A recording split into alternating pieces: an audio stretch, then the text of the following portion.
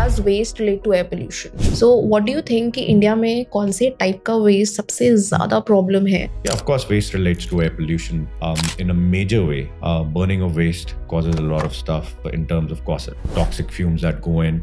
Waste degrading in the open or in landfills is a major reason of methane. Food waste is also not spoken about, and why things like best before dates, sell by dates, all right, consume by dates, why these are all arbitrary sort of terms that have been put in place because a dal, let's say lentils or rice, doesn't expire. I mean, rice will only get better with age. So why do you have an expiry date on that? They've planned all this, that this is how much, because the longer it lasts, the less they sell. Out of all of this, of course, everybody talks about e-waste because it's a lot of companies you would see are advertising that they are recyclers of e-waste. They're not recyclers of e-waste, but they can't recover the silver and the gold. So imagine this, you're sending all this precious metal, which contains gold and silver abroad, and then you're importing back tons and tons of gold into the country. So economically, it makes no sense.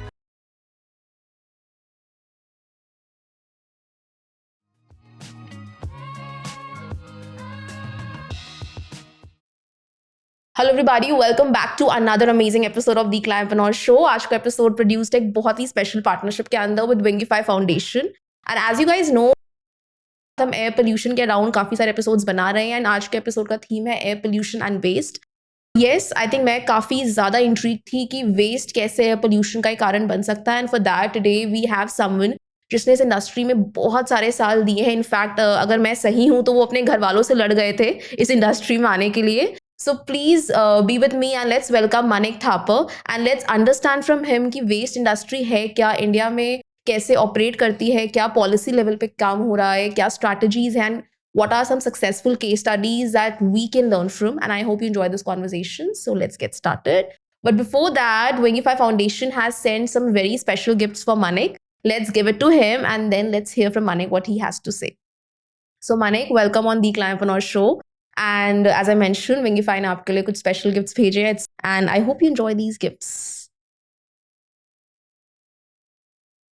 So Manik, ये बताओ कि like सबसे पहले how do you what are different themes under waste? क्योंकि waste बहुत बड़ा topic है, like according to my knowledge, e-waste है, construction and demolition waste है, we have plastic waste and wet waste as we say it. So how do you classify waste and how does waste relates to air pollution? In our sector and how we look at it is we classify it in 3 different streams for ourselves. We classify it as recyclables, actually 4 to be recyclables, non-recyclables, organics, and hazardous. And then in all those classifications, there are sub-classifications. So for example, in recyclables, there'd be plastic, paper, metal, okay, e-waste. Some part of e-waste would also go into hazardous, some part would not. In hazardous, there'd be oil, used oil, diesel, filters, stuff of that sort. Then there's also medical waste, which is classified under hazardous again. So there are all these classifications. And then under those classifications, there are sub-classifications of different types of materials and what can and cannot be done with it. And ये waste की problem कैसे, like does waste relate to air pollution? Yeah, of course, waste relates to air pollution in a major way. Burning of waste causes a lot of stuff in terms of toxic fumes that go in. Waste degrading in the open or in landfills is a major reason of methane. Right. Landfills emit massive amounts of methane. And if you understand methane is a gas which is almost 80 or 88 times more harmful than CO2. Yeah. So you have these issues with waste, burning of waste again, which is very prevalent, burning of dry leaves, burning of organic waste, burning of e-waste, burning of wires to get to the copper and aluminum that is within the wires. So waste in itself, it causes air pollution, yes, but it also causes visual pollution. It also causes when you go out in the early wee hours of the morning, you'll see piles of waste everywhere, right? So it's visual pollution. And you also smell it. And along with smelling it, you're also taking all those toxic fumes and stuff in to your body. So there are a lot of issues that are pertaining to that would affect your health if waste is not managed properly. So, like as you said, key e-waste hai and construction demolition waste and different types of waste. So let's really break down waste by waste. Like for example, e-waste. So what do you think कि India में कौन से type का waste सबसे ज्यादा problem है and किस type के वेस्ट पे सबसे ज्यादा काम करने की जरूरत है? सो एक एक वेस्ट का उठाते हैं एंड एक एक वेस्ट को थोड़ा ब्रेक डाउन करके बताओ. पहले तो you have to understand that 90% of this sector is unorganized. And you also have to understand that data not available. When you say unorganized and when you say data is not available, इसको expand करो. I'll expand on that. So those two things you have to first understand. Unorganized means these are either run by mom and pop shops, they're run by they're small and medium enterprises. There are business people who are doing this, but they're not doing this in a formal way. They're not paying their taxes either. They're not running a company. You see a telewala come to your house a lot of the times. That's the unorganized sector, right? They collect the garbage from your house, they take it, they segregate it, they remove all the recyclables, paper, plastic, whatever it is, and then they leave the rest in these dhalaus that they've made from where the municipal contractor would pick it up and take it to a landfill, all right? So that's one part of the equation in this whole waste stream. In the recycling side also, except paper, majority of the recycling is being done by the unorganized sector. Whether you look at plastic, whether you look at e-waste, even metal like iron, copper, a lot of this, there are unofficial smelting units all across the country, right? Where they're actually recycling this, and they're recycling it in a manner which is not environmentally friendly. It is not healthy for their employees. But they're doing that because it is very profitable, and they continue to do that because there's a lack of infrastructure that has been created. And there are very few businesses who are involved in this sector. Out of all of this, of course, everybody talks about e-waste because it's growing exponentially, I'll touch on e-waste. In e-waste, what happens is because a lot of companies you would see are advertising that they are recyclers of e-waste. They're not recyclers of e-waste. So they would dismantle the e-waste and they would recover all the metals from it.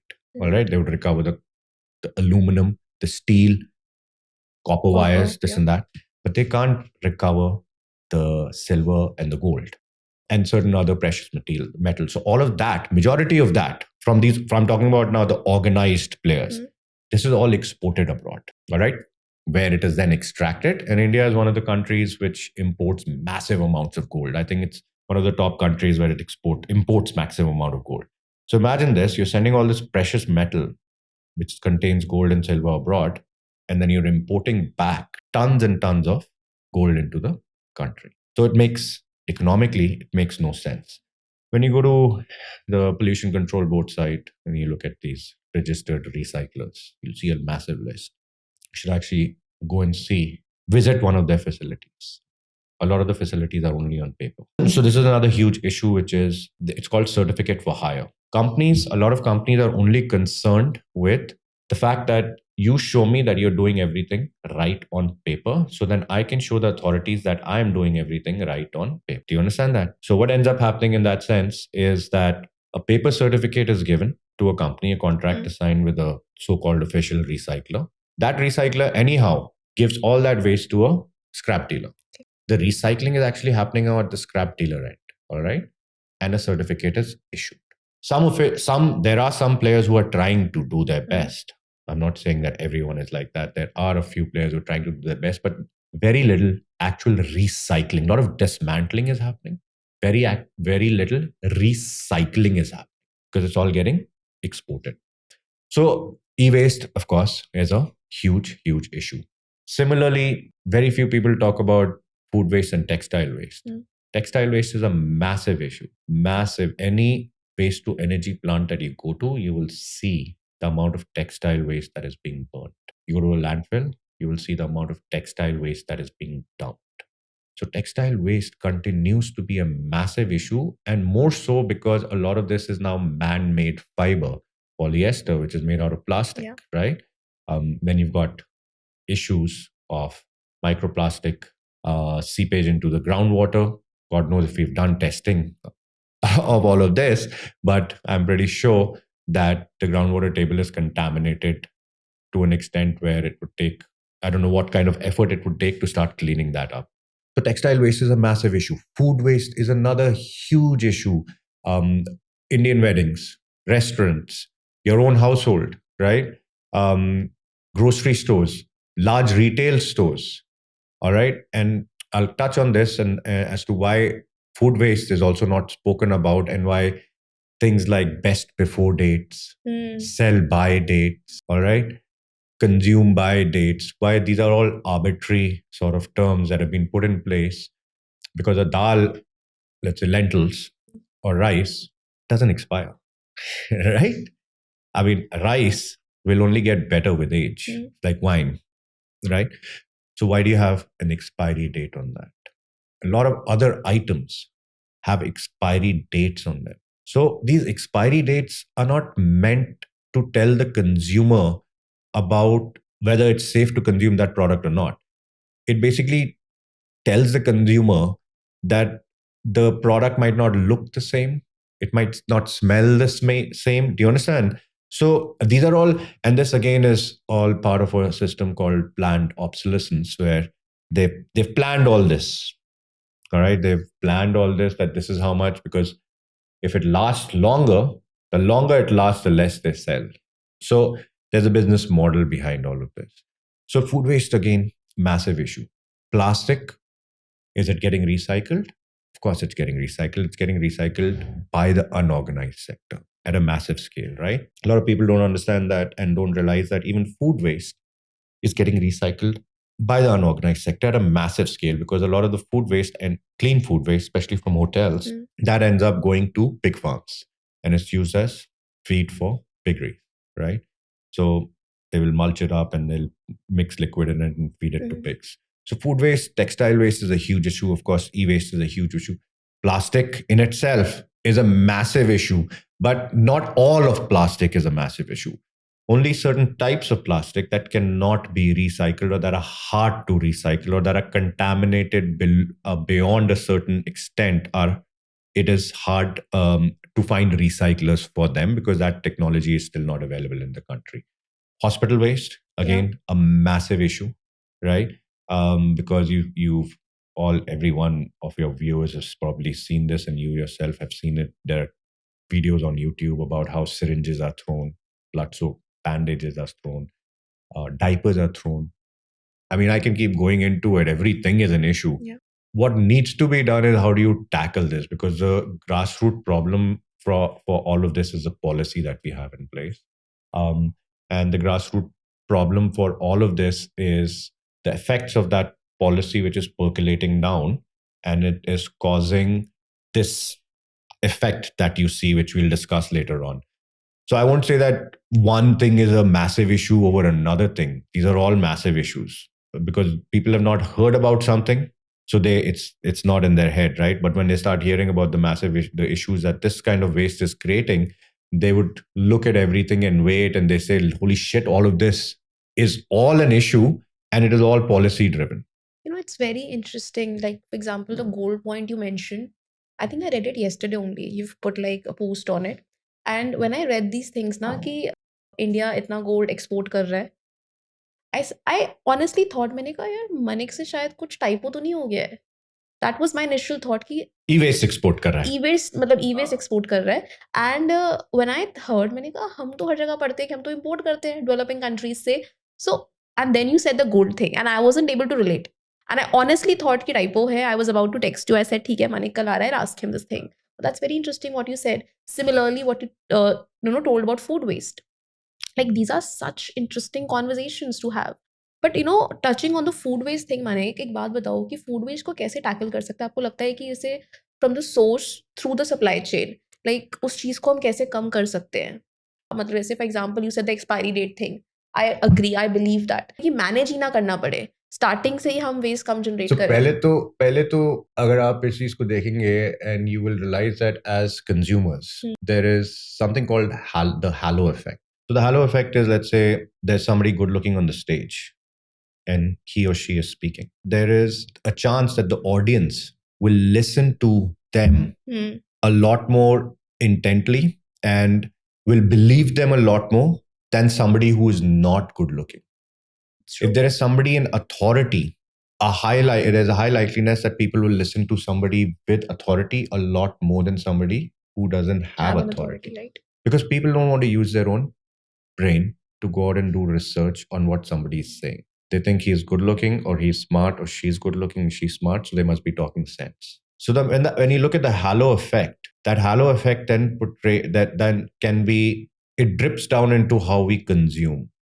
When you go to a grocery store and you go to a fruit market, when you look at a banana that is too ripe or it's got blemishes on it, you will not buy that. You want perfect, good looking fruit, right? You want that perfect apple that looks red and it's not got any blemishes on it. It's perfect to consume. So we ourselves have been trained in such a manner to think that way, that just because this is a good looking fruit, maybe it's been polished, you don't even know, right? There's so many things that happen with fruits these days and vegetables these days. There and then you start this process of wastage, because now you've taken a banana that you could have consumed very easily, but you've said, screw this. Selection पे time पे आपने उसको देख के कि वो अच्छा लग रहा है तो मैंने वो ले लिया. There itself, there becomes a huge issue with food waste, because then what do these companies do? These companies start moving that product out and they start dumping it into the dustbin, and it ends up in the landfill. They do dump it, like Lot of them उनको dump. losses नहीं होते हैं कि like when the consumer hasn't purchased. See, a lot of them dump it because see, there's no segregation happening in our country, right? And abroad also. And abroad the problem is tenfold. At least over here, you've got people who will segregate that. They'll see fruits and vegetables, they'll segregate it and they'll collect it and they'll sell it or they'll wash it and consume it. Right? I won't say to a great extent, but to some extent. So there itself, there's a huge issue when you as a consumer go to a market. So that's one thing that you can start doing right off the bat. There are many other things that from a food-based perspective that you can do at a household level, right? Composting. Very few people compost. Yeah. All right. Even coffee. Let's say you make a lot of coffee at home. That can then be kept and you can use that as a face scrub. You can use that as a body scrub. Just the grounded coffee. Yes. Right. So you not only end up saving money, but you've not created another line of consumption of some sort of a beauty product. Marriages, right? Hotels. There are businesses. Everything has to from my perspective, everything that you do, you have to do with the intent of it being profitable. Because if it is not, then you have to have somebody over here who's committed to support you for the rest of your life. And then there has to be something in it for that person, right? There are now business models available abroad which are very, very successful, all right?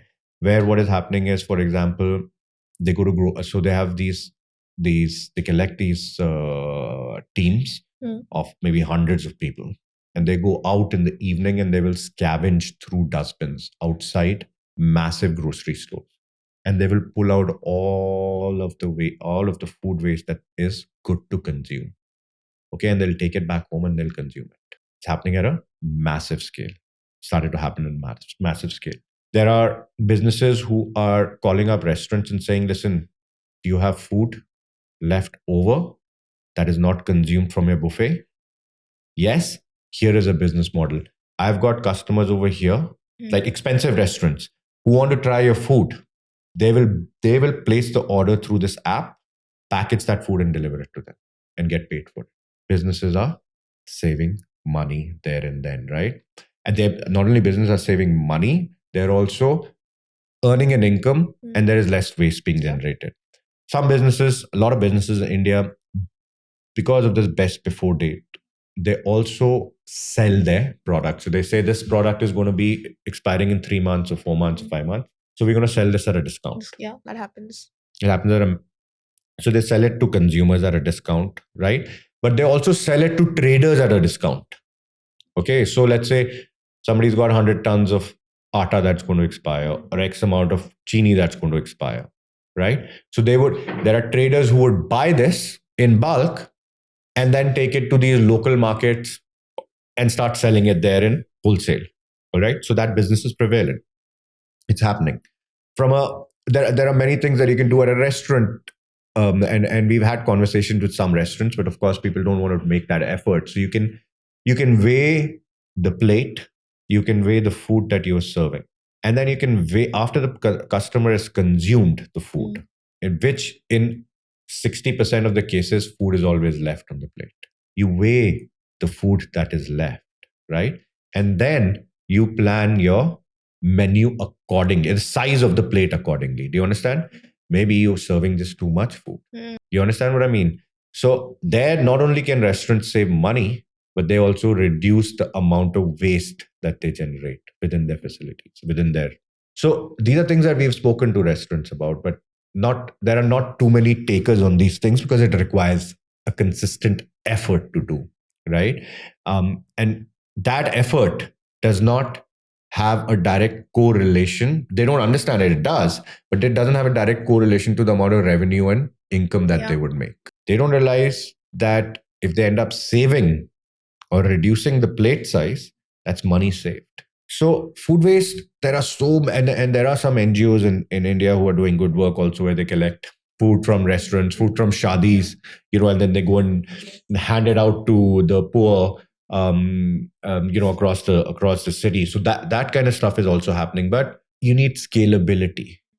It needs to happen at scale, right? Delhi government says that Delhi generates official figures, I think 12,000 or 8,000 or 9,000 tons a day of waste, right? This is all waste. This is all waste that they're talking about right now. And this is, I'm talking about municipal waste. So this is from households and stuff of that sort, right? But the actual figure is close to 15,000 tons, because a lot of the data does not take into account new migrants that are coming in, the floating population, tourists that are coming in, right? And a host of other things that are not being taken into account. This is just municipal waste. You got industrial waste, you got commercial waste, you got hospital waste. So the quantum is just massive. And out of that, according to what the data says, because we have done a lot of door-to-door collection, we know as an organization that when we were doing door-to-door collection, close to around 55 to 60% of the waste was organic, wet waste, right? I think about 15-20% was close to 20-25% was recyclables, and the rest was inert waste that you can't do anything with. Now the content of recyclables has gone up a little bit because people are ordering in more. People are using online to order packages XYZ. So that content of recyclables from households has gone up, but so has the amount of organic waste that is being generated. But where is the data to capture all of that? We don't have any data. We're just doing guesstimate. We're just taking one number and we are applying it across the country. But India is a country where you got 26 states, different eating habits, different consumption habits, different type of waste being generated. In food also, different type of waste being generated. In one state, there'll be a lot of liquid, very high content of water. In another state, the food is not going to be as watery, it'll be more dry. So, you've got all this stuff happening, but there's no data collection happening around this at all. That's interesting. You said कि एक state में watery होगा, एक में dry होगा, but if we'll have data, तो थोड़ा analyze कर पाएंगे कि state specific waste क्या आ रहा है, उस state specific waste का एक state specific या region specific plan हो सकता है. Like, I'm not the expert, but I'm just guessing कि can something of this kind be done there? Yeah, of course it can be done because data will provide you a picture, right? Right now, what is happening? Right now, the biggest challenge right now is that a lot of government officials are traveling abroad to see some beautiful plants there. They say, ये तो बहुत अच्छी technology है, वापस लाके इसको चेप दो, हमारे देश के लिए perfect है. Whereas it's not. So waste to energy being one of them. Waste to energy is not suited for India because our waste does not have that calorific value in it. Calorific value is what the energy that is generated when the waste is burnt, right? Yeah. So we don't have that because we've got a lot of wet waste. We've got there's a lot of water in that wet waste. Dal, you understand? It's got a lot of water. Curries, it's got a lot of water, right? Even rice has got a lot of water. So there's a lot of, the calorific value is very little and the water content is very high. The recyclables that burn well, like plastics, paper, it's all been removed by the rag pickers already.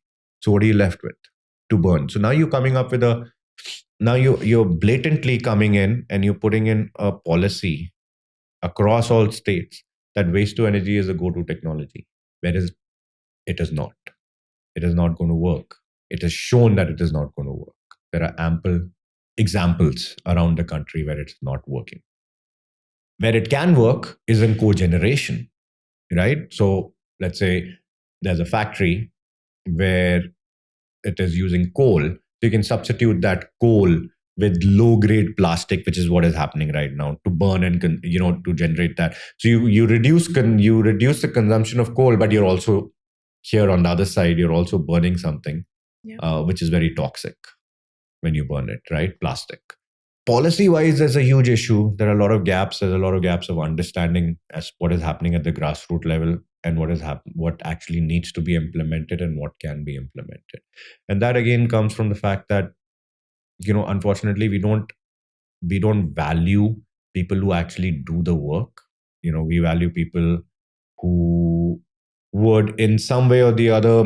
And then this reminds me of something that my father had said to me, that this is like a nation of, when you come here, Manik, you have to remember that everyone here is a middleman. Everyone can get work done for you, but very few people are actually willing to do that work themselves. And that is what is happening here. The policy mandate, in my opinion, has been taken over by the European Union because they've got technology that they want to push into our country. All right. And you will see that in our policy. They keep referring to the EU policies. Really? Oh, yeah. Read the policies, man. Read the policies. They'll keep referring to the EU policies to a great extent now. Do we not have people here to formulate policies that are India-centric? Then if I go deeper into it, you see who is guiding India and who's guiding our ministries with their policies. They're accounting firms. How does an accounting firm know about waste management? Because they have technologies. No, what does KPMG know about waste management? It's an accounting auditing firm. And here you're guiding a country about how it should manage its waste and what technologies it should bring in and what processes should it bring. When you have armchair consultants sitting and guiding policymakers, decision makers, then you get this policy that is not suited for our country. We've got millions of entrepreneurs here who are looking to come in, who are actually doing amazing work at a grassroots level. The unorganized sector, you will not believe it. Some of the people doing brilliant work there, as some of the SMEs in this sector are doing excellent work here, right? But they don't get the opportunity to grow because through these policies, again, you've monopolized and cartelized the entire sector. So what happens when you monopolize and cartelize the sector is that waste is something that in any nation, you have the right to collect it or you don't have the right to collect it. Now, if an entire city's contract has been given to one company, that one company now has the right to collect waste. Nobody else can. Do you understand? Nobody else legally can collect waste from your houses, from your industries in that area, if that company has been contracted that contract. Nobody else can do anything with it. Just that one company now has the right. It controls all of the waste. That company itself is not capable of doing this work. No one company is capable. Not our company, no one company. You need hundreds and thousands of companies coming in. But this policy is structured in a manner where it is impeding the entry of new entrepreneurs.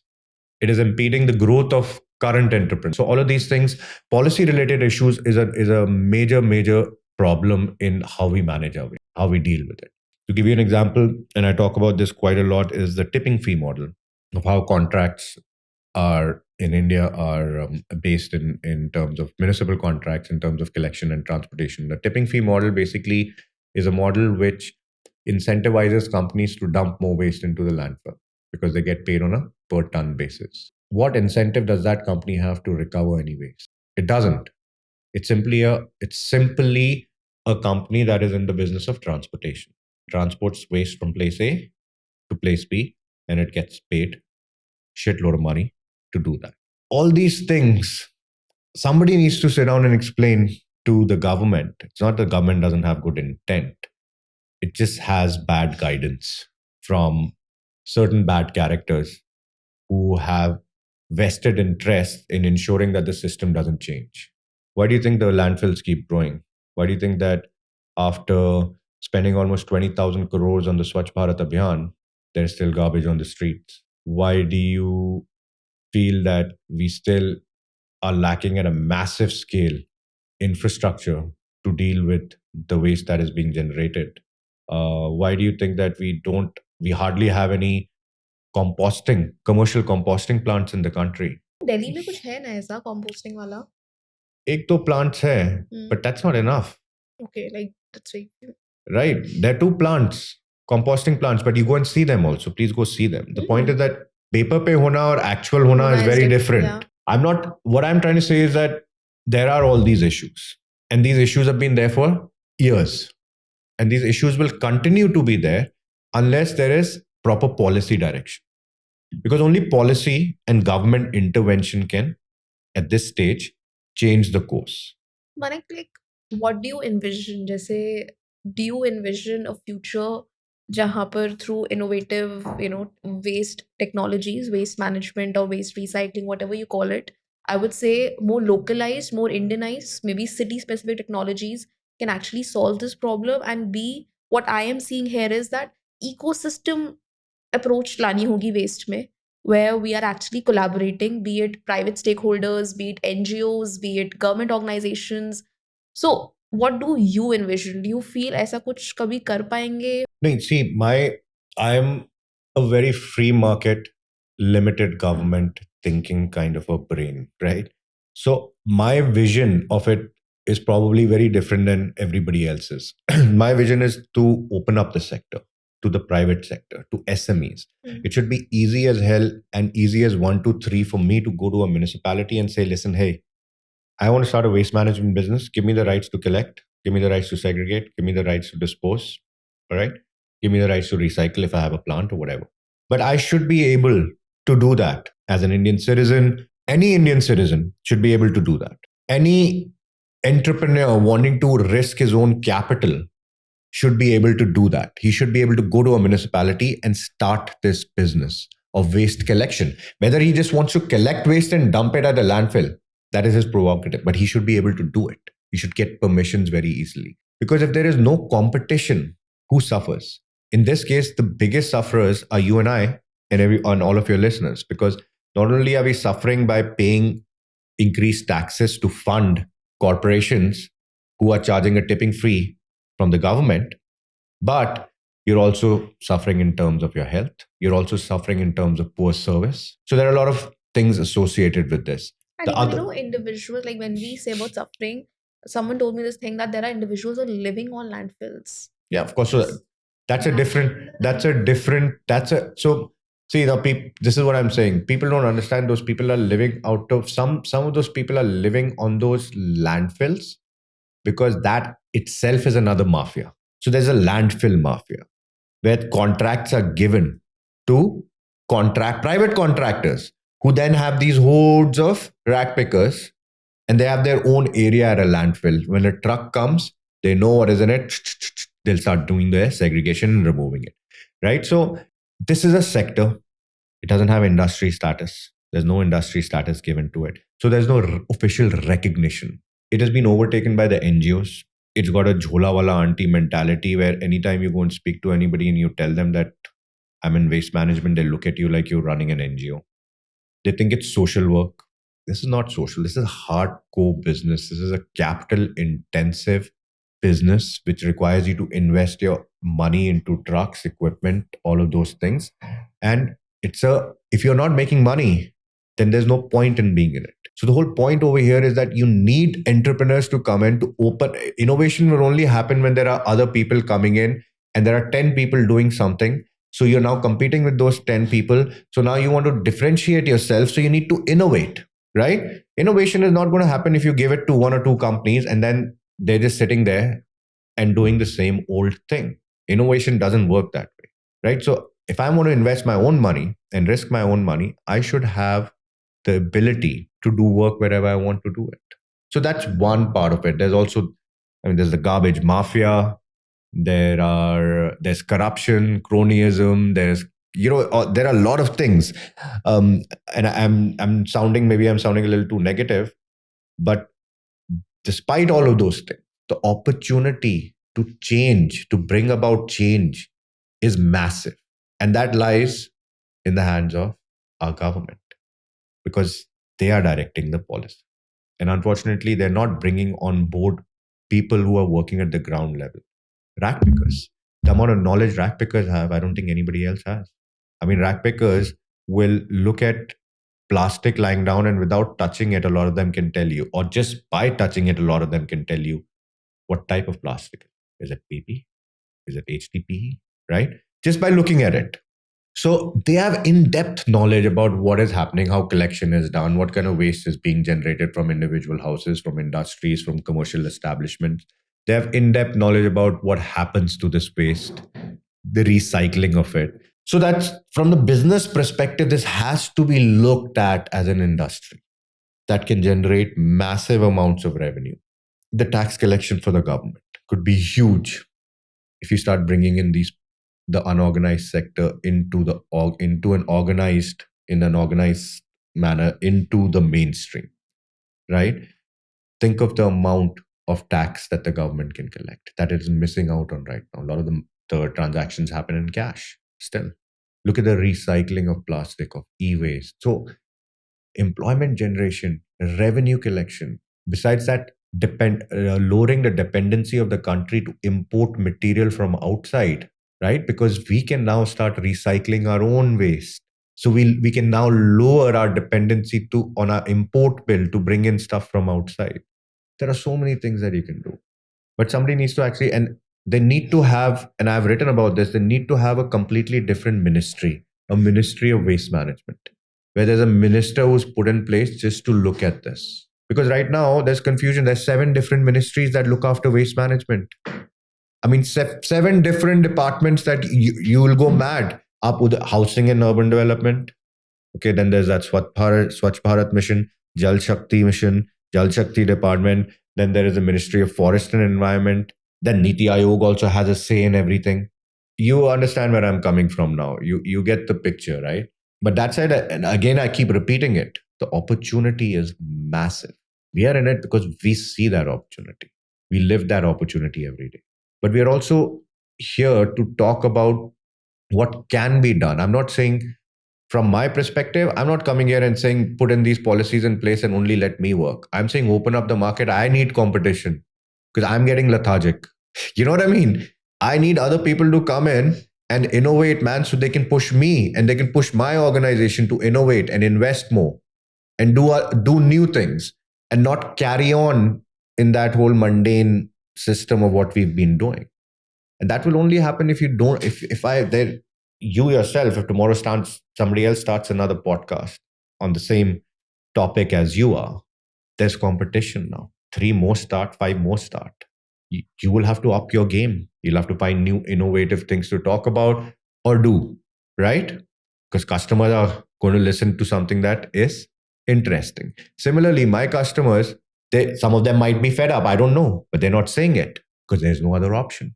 Where are they going to go? All I'm saying is let competition come in. Make it easier starting a restaurant. You go abroad, you go to America, you go to Europe, you're copying their policies. Why don't you also copy their business model? The World Bank and USAID, I think it was USAID and World Bank, this whole tipping fee model of landfills was a push from the World Bank and the USAID. Whereas the Controller Auditor General in India in 1990s, I think, had done a report and it clearly said that this is not a model for us. But since we were a recipient of World Bank money, India being one of the highest recipients of world pressure, listen, either you want this money, then here's a policy. Don't want this policy, you don't get the money, right? So similarly now, you see the effects of every technology that you see that is coming into the country right now pertaining to waste, majority of it is coming from the European Union. And then you start reading the policy and you start seeing how the policy is also being dictated to align with the technologies that are being bought in from the European Union. You start following the money. What happens in a business? My business grows. Let's say Tata, for example. Tata is a global business. It's all over the world, right? Tata has a beautiful hotel in New York. Now, if I start a business in New York of waste collection, I'd go to Tata and I'd say, listen, I'm also an Indian business. I have all my permissions. Help me out. Help an Indian brother out, right? What happens in this case is that a lot of these consulting firms that have been formed, they've been formed with a very precise purpose. Not only do you expand your own reach, but you are also mandated to expand the reach of other industries within that belong to your country. So when you get a consulting project, you better consult and you better suggest companies that manufacture XYZ products from your own country. You push them. When you start reading and you start realizing how global trade works, how large corporations work, how it's all intertwined, then you start realizing how policies can be manipulated and dictated to move in a certain direction. That's interesting, and like I got to learn a lot from this because मैंने नहीं सोचा था कि चीज़ें ऐसे move करती हैं, ऐसा होता है। बट आई जेन्युइनली होप कि जैसे एक जो वेस्ट मिनिस्ट्री वाली चीज़ आपने बोली कि we have a specific ministry for waste, and secondly I honestly believe कि कोई भी चेंज तब आता है जब आपके पास पूरे इकोसिस्टम से लोग होते हैं। These are rack pickers, these are people who are developing Indianized, indigenous solutions, who know कि किस state में क्या काम करेगा, and also having like case studies from individual states. For example, I feel Indore is doing a brilliant job. And I know so many of my entrepreneur friends जो state के अलग अलग part में जाके काम कर रहे हैं. So can we get all of them on board? Ask them to share their experiences. And not just एक तो हो गया waste management का part Manik. Also, let's talk about waste segregation because I think, the social stigma that's attached to the waste that you also talked about, that needs to be changed. And I see a lot of companies today, for example, there are companies like Daily Dump who are doing composters. And they have done that, like the way they have designed their composters. So, like लोगों को नहीं लगे कि ये कुछ गंदा है, कूड़ा है, because कूड़े से हम हमेशा वो गंदे वाला perception आता है. And when you said about kids, I would like to give a huge shout out. I don't know if you know about them, Sonika Bhasin. No. So Sonika has raised Abir, and the way Abir is little, very little, but he knows composting. He knows how to make bioenzyme, and he talks about it कि Wow. composting ऐसे करते हैं, वैसे करते हैं. And it's just so brilliant to see कि उन्होंने कैसे बहुत ही young age से उसको ये सब सिखाया है. And I feel as parents, we can also play that role. With our kids, at least जो हम individual level पे कर पाए, वो हम थोड़ा करके behavior change ला पाए तो हमें लाना चाहिए. So that's there. And I think, Manik, like you've talked a lot about so many things. I'm very surprised कि यार ऐसा होता है because मुझे नहीं लगा था कि इतना ज़्यादा ये सेक्टर अनऑर्गेनाइज्ड है, इतनी सारी लूज लूप होल्स हैं, इतने सारे लूज एंड्स हैं. सो डू यू फील जैसे हमने, अगर कोई हमें सुन रहा है, किसी को ऐसे डर लग जाए कि यार इतना मतलब सेक्टर है, क्या मुझे घुसना भी चाहिए या फिर नहीं, या फिर should they wait for policy की कभी पॉलिसी चेंज होगी तो मैं इस सेक्टर में जाऊंगा, नहीं तो नहीं जाऊंगा? No, I think that people should jump in. My personal opinion is that people should jump in because see, any sector that you pick will have massive issues. We also run a logistics business, right? Trucking. That's a different ball game. Everybody thinks कि truck खरीद लिया, लगा दो road पे, माल मिलेगा, इधर से उधर ले जाओ पैसे. That's not it.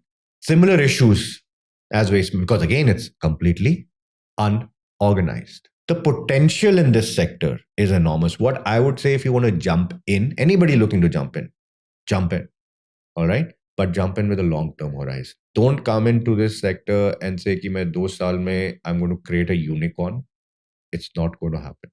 You will hear about some unicorns coming up in this sector, but they're not doing any work on the ground level. They're all technology companies that are bringing waste traders and waste sellers and waste buyers together. All right.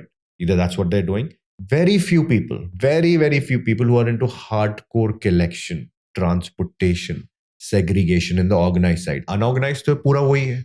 So the opportunity I keep saying is massive. It's a huge opportunity. Huge opportunity. You can get into collection. You can get into segregation. You can be a trader. You can set up your own recycling plant for plastic, paper, tons of other things. You must have a practical approach to this. Practical approach is that this sector is riddled with a lot of issues, like every other sector in our country. So another important thing that most people don't understand and that I just wanted to pull out was that you go to a grocery store, any store, and you buy a product, comes in packaging. What people don't understand is that you've already paid that company for that packaging because that's inbuilt in the cost. Now you take that packaging, you put it in your dustbin, right? Now, it may or may not get recycled. It may be recyclable packaging. It might not be recyclable packaging. Now, if it's not recyclable packaging, what ends up happening is ends up going to a landfill in most cases. So now the consumer has paid for that packaging twice. How? Once he's paid it when he or she bought the product. Second, he's paid it or she's paid it by funding as a taxpayer the tipping fee model of disposing that into the landfill. Now they're paying it for the third time because they're now doing landfill mining, where they put these massive machines to pull out the waste, convert it into RDF and send it to cement kilns. These are private companies doing it, but funded by public money. So now for that same packaging, you've paid the taxpayer, consumer, has paid thrice. Do you understand? You paid once when you bought it. You paid it to dispose it. Now you're paying it to pull it out again. So that's one. On your point of segregation, of course, I diverged a little bit. I wanted to come back on that. Was that the point is that, yes, eventually a waste is going to get segregated because the unorganized sector is doing a brilliant job in doing that. All right. But what also ends up happening is that you might segregate your garbage, but you will see a lot of the times the Swachh Bharat van that comes, they don't give a shit if you've segregated or not. They will take it and they'll mix it into the one big container. Because they have no option. No, they don't. They have an option that is already containerized. One, the truck is too small, maybe.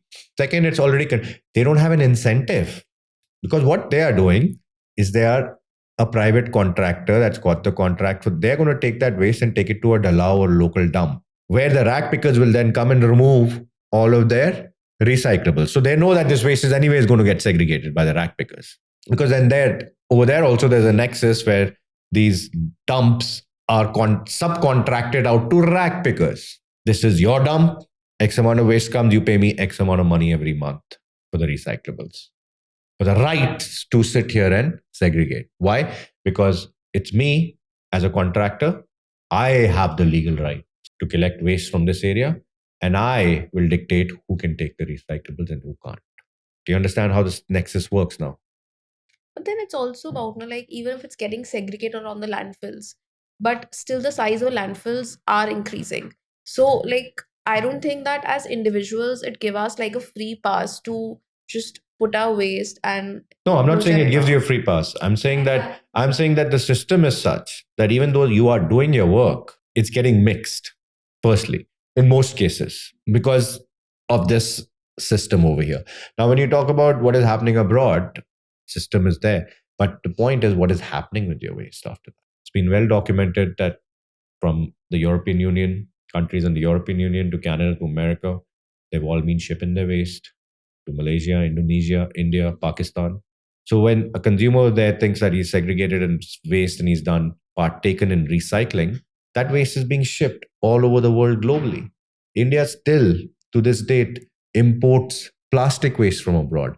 We import massive amounts of paper waste. And in between that paper waste is diapers, plastic, a lot of other rubbish that comes in. So it's not segregation. Yes, it's the first defense to ensure that you move towards the right path of recycling a product, right?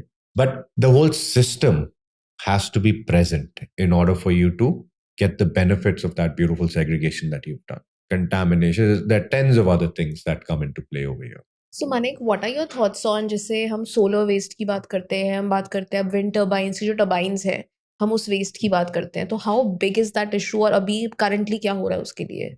See, that it's going to start becoming a bigger and bigger issue. Globally, of course, most of the wind blades are getting landfilled.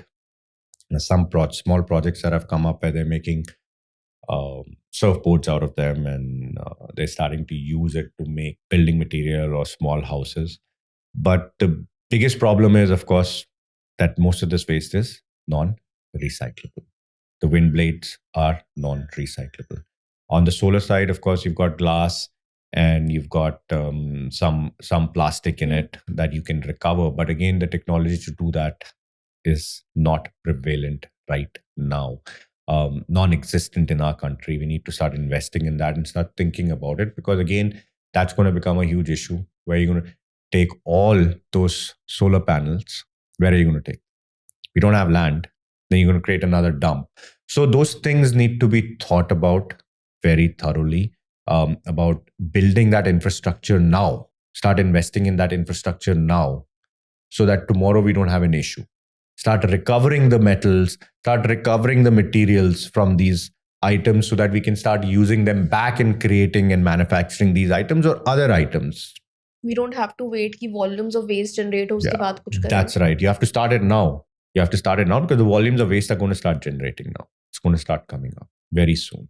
You're going to start seeing it's already happening abroad. It's going to start happening here also. This reminds me of this one. I don't know if you've read about it. Recently, H&M का कुछ आया था कि like उनके पास एक policy है ना कि आप अपने कपड़े जाके दो पुराने and it goes to recycling and you get some points or something.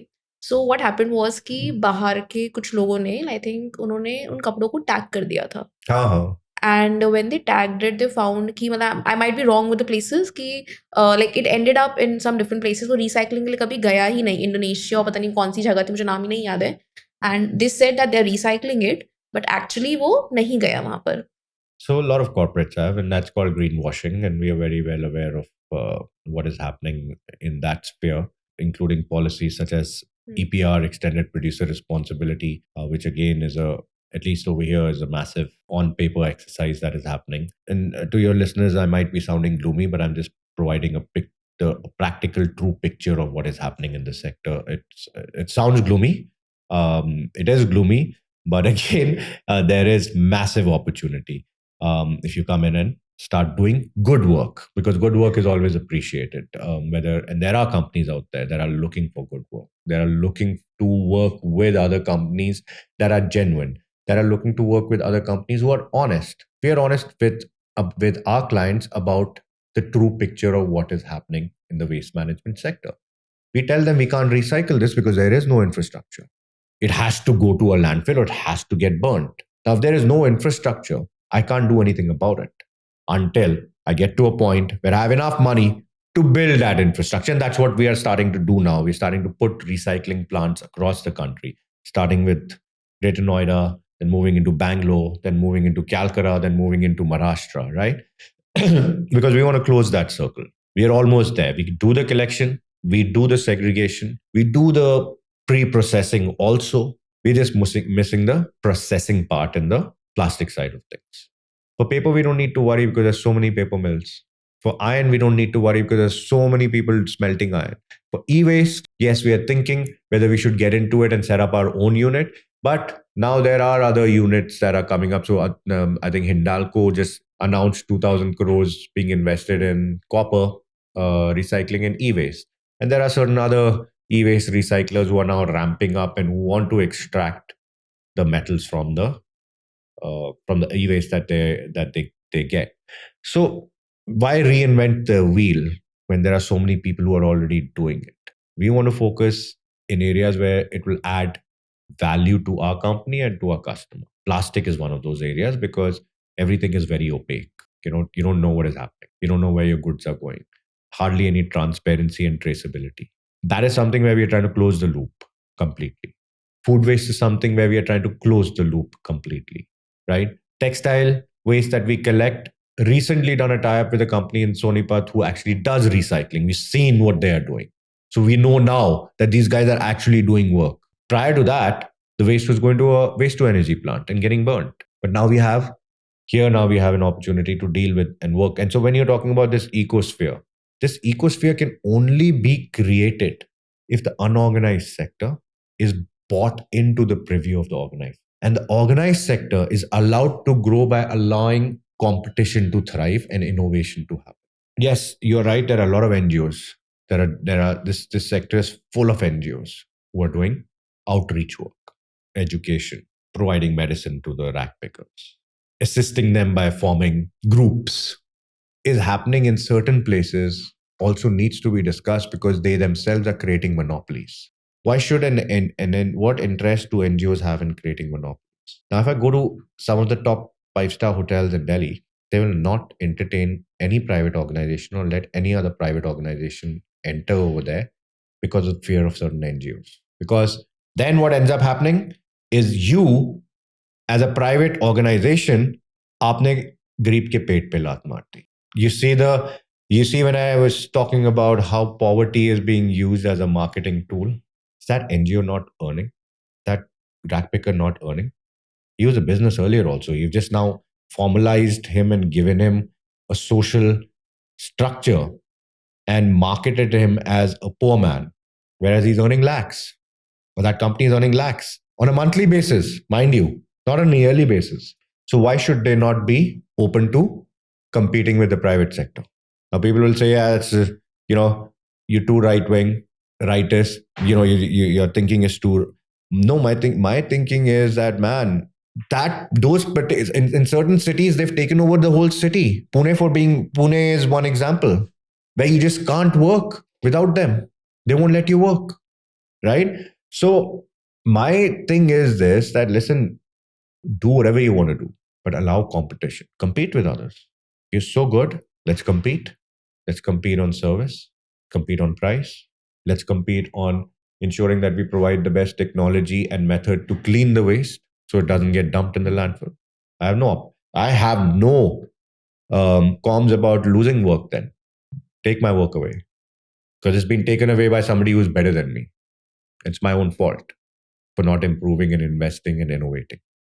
That's why I keep coming back to this theme of, everybody thinks that this is a social sector. Everybody wants to get into it. A lot of people are looking to get into it, right? But there needs to be a proper understanding of the sector first. You need to understand it properly. It's a very complex sector. You can't do everything in it. Pick one thing, be good at it, and then add additional things. Because there's too many tentacles. But like coming towards the end, I would definitely recommend you to please go check out Mission Life. Sure. And if there are any open proposals, please do put this thing. If it gets accepted, because you have got a lot of in-depth insights into the sector. So please karo. See, I have a very different approach of moving around and tackling things, right? Unfortunately, it doesn't work because people think it's too aggressive or you hit. But I am who I am. I write what I write, right? That's in my mind. I feel that you should just be straightforward and tell the other person what the problems are. Yeah. Right? Eventually they will find out that it's not eventually, I bet they know that these are the problems. But I hope that eventually they can have the courage. Actions will be taken. Courage to actually put in place people who can change the system. It's not that the prime minister, I'm not saying that the prime minister doesn't want to change. Of course he wants to change. But we have a bureaucracy that needs to be overhauled in order for us to bring about this change. Right? We need to have the right people who have with the right knowledge, right skill sets. the right skill sets, right? Who can then provide the right kind of Right. guidance. Now, if you don't have all of that, you can have ample amounts of missions. You can have tens of programs running. They will all meet the same fate because you don't have people at the ground level to guide you correctly. And you don't have people in the ground level to implement those programs. Everybody there is looking for his fair share of the taxpayers' money to put in their pocket. That's the truth. I genuinely hope this changes. Matlab, this has been like a lot of eye-opening for me कि ऐसा होता है. I genuinely did not expect, Manik, कि all these things will come up. Like the things you shared, the things you told about. So thank you for sharing this. Thank you for bringing a new perspective, I would say, to this waste industry. And yes, thank you for being with us here today. But just to end, I would just like to add this thing for our listeners as well कि ये सोच लेना, मतलब this is what I feel is that ठीक है, but as individuals we can do things and we should and we must do things because accountability हमें हमारे end पे थोड़ी सी लेनी चाहिए. Of course. So like I just don't want people to feel कि हम कैसे भी कंज्यूम करते रहें, हम कुछ भी यूज करते रहें, हम कैसे भी फेंकते रहें, कोई है जो हैंडल कर लेगा. Of course there are things, जो आपने रैक पिकर्स वाली चीज बोली, but there are stories of rag pickers जो जेन्युइनली बोलते हैं कि यार यहाँ पर हमें ये मेडिकल वेस्ट नहीं चाहिए. For example when we talk about sanitary pads, Sure. Today there are companies who are giving you alternatives with say cloth pads, with say menstrual cups and all these other alternatives. Similarly for other areas as well. So I feel कि let's also keep developing alternative solutions जो हमें ज़्यादा waste दिखता है landfills में, ताकि segregation तो ठीक है बट वो वेस्ट वहां तक पहुंचे ही ना. But thank you, Manik. Like, thank you for giving us this perspective and thank you for sharing all that you did today. I'm genuinely grateful for that and thank you. Thank you, Shweta.